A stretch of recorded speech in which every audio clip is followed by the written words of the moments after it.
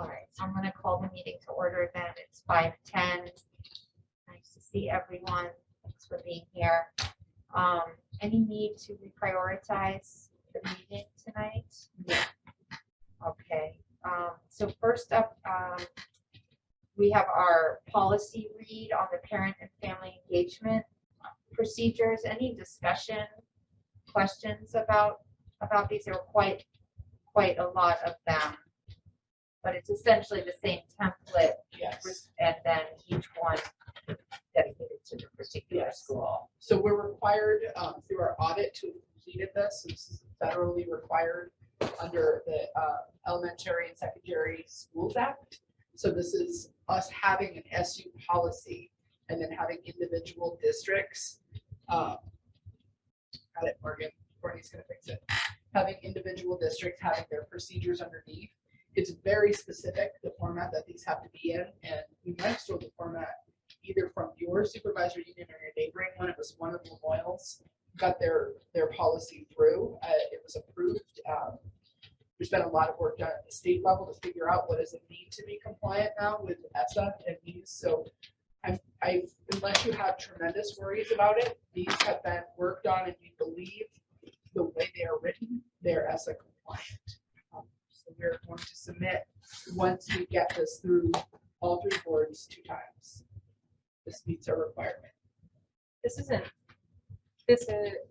this work in conjunction with a parent handbook or the handbook, or is this extra? Is this replacing?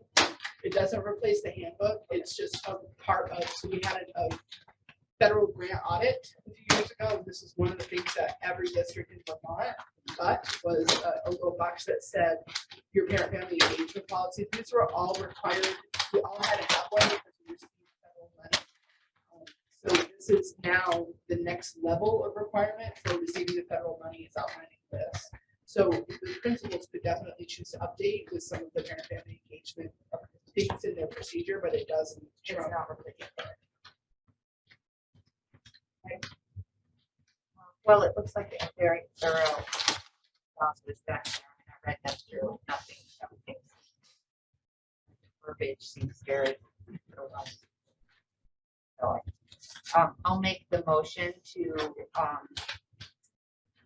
accept this first read on the parent and family engagement procedures. Go by roll, and let's see, we have Lisa on Zoom. Aye. Thank you. Arlene. Aye. Erin. Aye. Miranda. Aye. Emily. Aye. And Mary is an aye. I do not believe we have any virtual members of the public. And we have no one here, so we can move on then to your report. Okay. So before we move into our hiring work, there was something that at the last meeting we forgot to ask this board about. So I put it on this agenda to just talk through. Christy has talked to you about her pre-K program and making that more equitable. She also did a study on other parts of her system, and I'm going to turn this over to Christy and then Morgan to just talk through kind of the dilemma she's been in with the 3rd and 4th grade multi-age model. And then there's a request for the board to consider.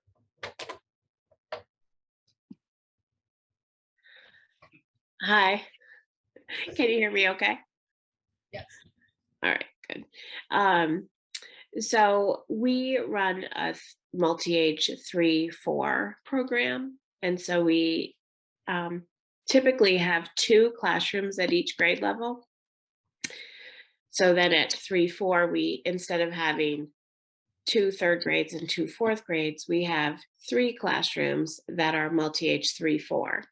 And there was a lot to love about that years ago. I think that there's less to love about that in terms of academics and focusing on academics currently, in part because of some of what has happened through the pandemic, and in part just because of a hyper focus on reading and getting kids to be able to come out of 3rd grade reading on grade level.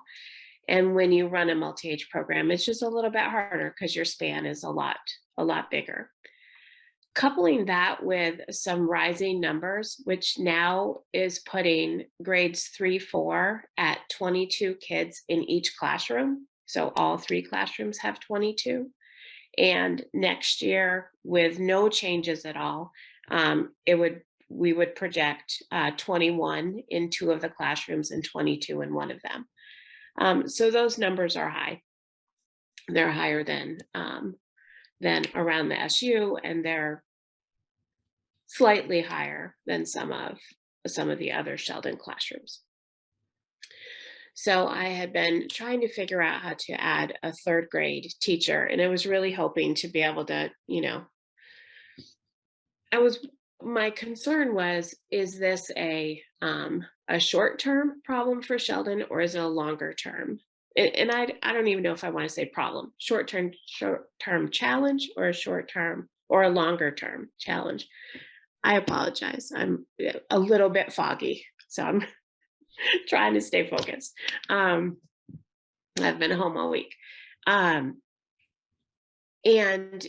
if you look at enrollment, it appears that this is going to be something that's going to continue through Sheldon, with our largest group right now in kindergarten of 41 students. So it's probably going to continue.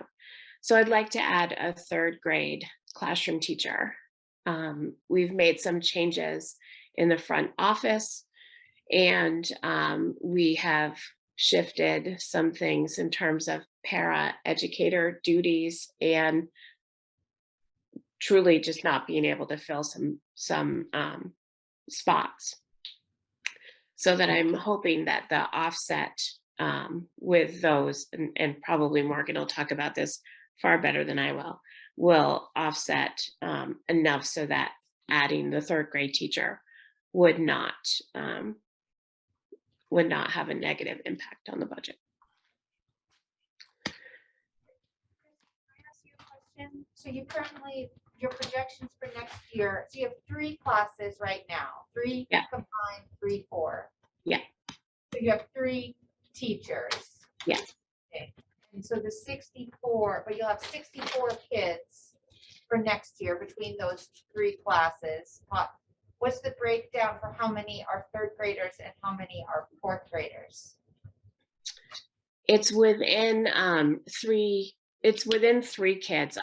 I'm sorry, I didn't write that down. I can look it up quickly. But there's 2 kids difference between this year's 4th grade and next year's 3rd grade, right? So the 3rd grade this year's 3rd grade will stay, imagine that they'll stay the same. And then there's 2 less incoming 3rd graders than there are 4th graders. One of the challenges that this model presents is really tied to curriculum. And when the teachers are really trying to emphasize those priority standards, they have 2 grade levels that they're trying to emphasize at the same time. And, historically, it would be okay because you'll circle back around the next year. So you might get a 3rd grade priority standard in your 3rd grade year, or you might get it in your 4th grade year because you could rotate. One of the things as an SU, we've moved away from the multi-age model a little bit because we have kids that are moving in and out. So if you're in a straight 3rd grade coming into Sheldon in 3rd grade, but you've already had those standards, and it gets complicated. This is the only grade band that doesn't have 2 per. Every other grade band has the 2 per till you get up to the middle school, essentially. So this would solve the problem of having them merged together. Christy and I talked about this a couple of years ago, I feel like, Christy. And one of the things we were kind of admiring the problem of, oh darn, wouldn't it be great if we had another space to be able to break apart that 3-4, those multi-ages. And we couldn't imagine another space at that time. And now look at that, you're looking for a pre-K space and you find another space on top of it. So I don't know if there's anything you want to say about the space part that you figured out. Well, you are looking at part of the space. If you look straight ahead from where you are, that small portion of the library, the smaller one with the bigger board books, that is going to become part of another classroom. And so, you know, when Lynn and I did talk about it, that was one of the concerns because we didn't have another classroom. Even if we added another teacher, we weren't really sure where they would go. So this has certainly been on our minds for a while. And it is one of the things when I started at Sheldon that was a concern of the staff, and at the time they had multi-age in grades 5, 6, 1, 2, and it was a 1, 2, and it was a K1. We tried both ways. And then the 3, 4. And so we had been able to get rid of the other 2 through, other movings around, but 3, 4, we just couldn't figure that out. And Mary, I did look up the numbers just to make sure that I was saying them right off the top of my head. This year we have 30 students in grade 2 going to grade 3 next year. At grade 3 we have 34 students, so they will go to grade 4, and in grade 4 going to grade 5 we have 33. Thanks, Christine. You're welcome. So this is going to be essentially be 2 third grade classes and 2 fourth Yes. grade classes. It'll match all of the other grades. Yeah, okay. And Christy, you said something about, I didn't fully understand or follow about something with around the budget and Morgan and the staff at the front desk. I just wasn't really following that. Yeah, so a little bit earlier this year, our registrar, Dawn Fournier, left to take another position.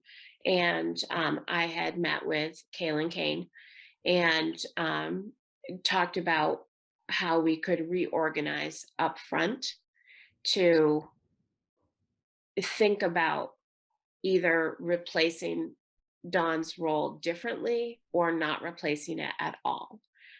So we did kind of a trial run so far. There's been a few times when it's been a challenge. We have 315 kids and 70 staff members. So that's a lot for one person up there. But we've been able to, push some people up for short amounts of time for support if need be, and flex in some ways that made that possible, and also redistribute a few things. So we had decided we weren't going to replace that position. Okay. So and Morgan, the budget can support this, but because of that, and whatever, if there's extra, on top of it, we can find it. Even though we didn't budget for this additional teacher. We didn't budget for this position. We do have that one that is budgeted and is going to remain open at the front desk.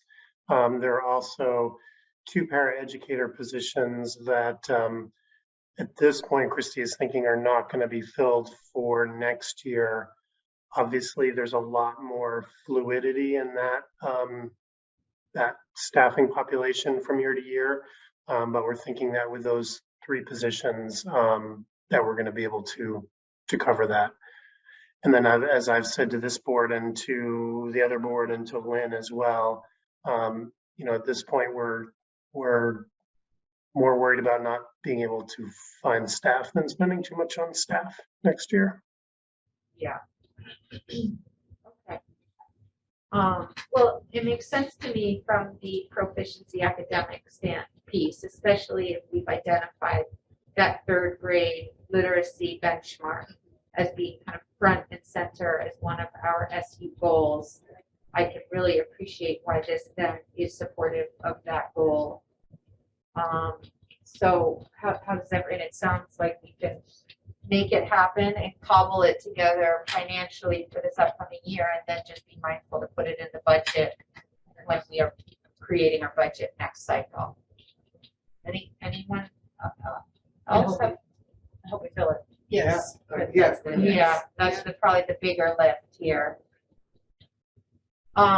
Okay, great. Well, so then I'll make the motion to approve the hiring of are we hiring a third or fourth, or just we're saying Just hiring a additional? teacher. one additional. Hiring one additional teacher for the Sheldon Elementary Middle School. By roll, Lisa, Aye. Arlene, Aye. Erin, Miranda, Emily, and Mary is an aye. Okay, so that is all we had on our agenda tonight. We're gonna shift into a conversation about hiring. I'm gonna need the board to make a motion to go into executive for that. Thank you. Thank you, everyone. Thank you, folks. So Emily made the motion, by roll, Lisa, Aye. Arlene, Aye. Erin, Miranda, Emily, and Mary is an aye.